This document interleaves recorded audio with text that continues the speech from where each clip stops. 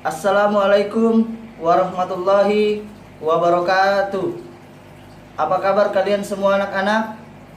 Semoga kita semua senantiasa dalam lindungan Allah Subhanahu wa taala.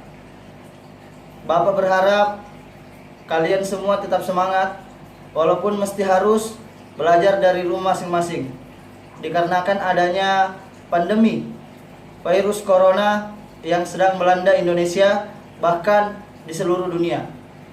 Mari kita sama-sama berdoa agar pandemi ini cepat berakhir sehingga kita semua dapat bertatap muka di sekolah yang kita cintai, MTS Labaika Samarinda. Baik, dalam kesempatan kali ini di sini Bapak akan menjelaskan materi di bab 1 di halaman 3 tentang perumusan dan penetapan Pancasila sebagai dasar negara. Yang pertama yang ingin Bapak jelaskan mengenai sejarah perumusan Pancasila sebagai dasar negara, yang dimana kita ketahui bahwa Pancasila itu tidak lahir begitu saja di negara kita, tetapi melalui perjuangan yang sangat panjang.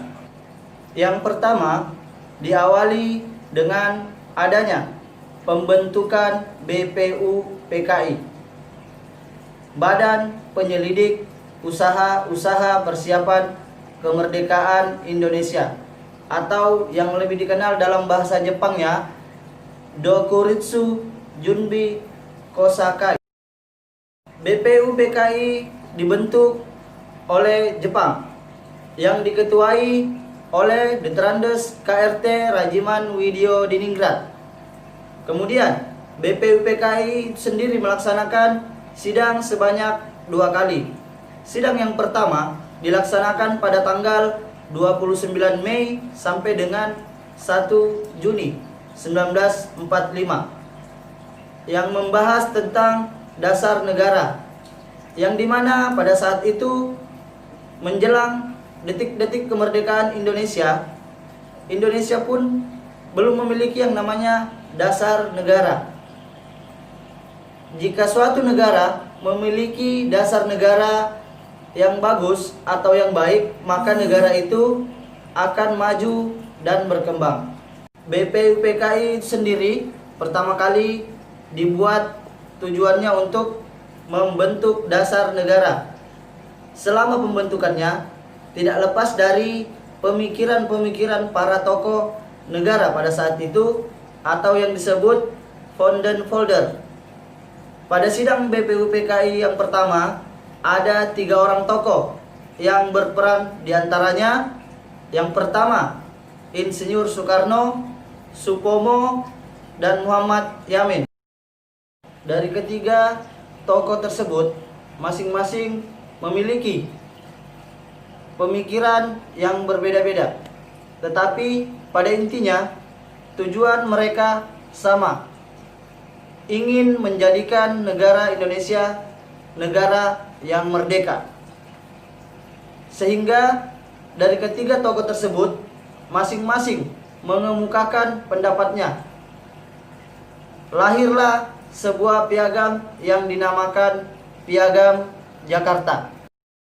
Adapun bunyi dari Piagam Jakarta yang pertama, ketuhanan dengan kewajiban menjalankan syariat Islam bagi pemeluk-pemeluknya. Yang kedua, kemanusiaan yang adil dan beradab. Yang ketiga, persatuan Indonesia.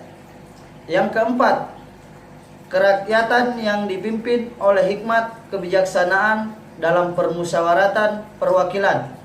Dan yang terakhir, yang kelima, keadilan sosial bagi seluruh rakyat Indonesia.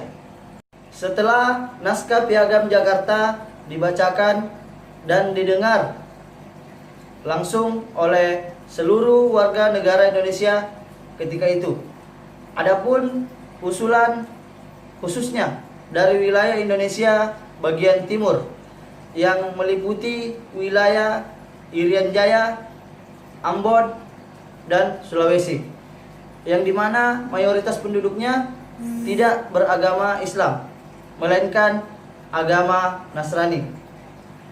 Seperti yang kita ketahui bahwa negara Indonesia adalah negara yang berdasarkan agama.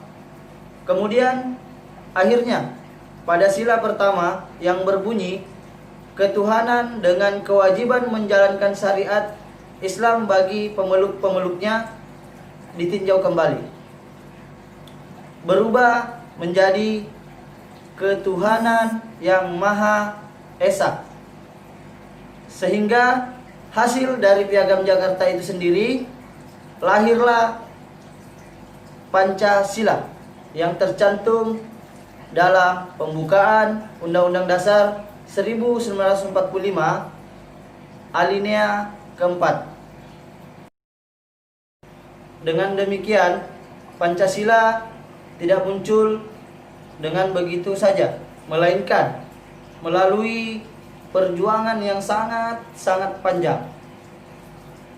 Setelah berhasil membuat dasar negara, BPUPKI menjalankan sidang yang kedua, yaitu pada tanggal 10 Juli sampai dengan 17 Juli 1945, yang dimana membahas rancangan Undang-Undang Dasar. Kemudian akhirnya lahirlah Undang-Undang Dasar 1945, sehingga yang menjadi landasan ideal adalah Pancasila, dan yang menjadi landasan konstitusional adalah Undang-Undang Dasar 1945. Baik, mungkin itu sedikit materi yang dapat Bapak sampaikan mengenai sejarah perumusan Pancasila sebagai dasar negara. Sampai ketemu di materi selanjutnya. Assalamualaikum warahmatullahi wabarakatuh.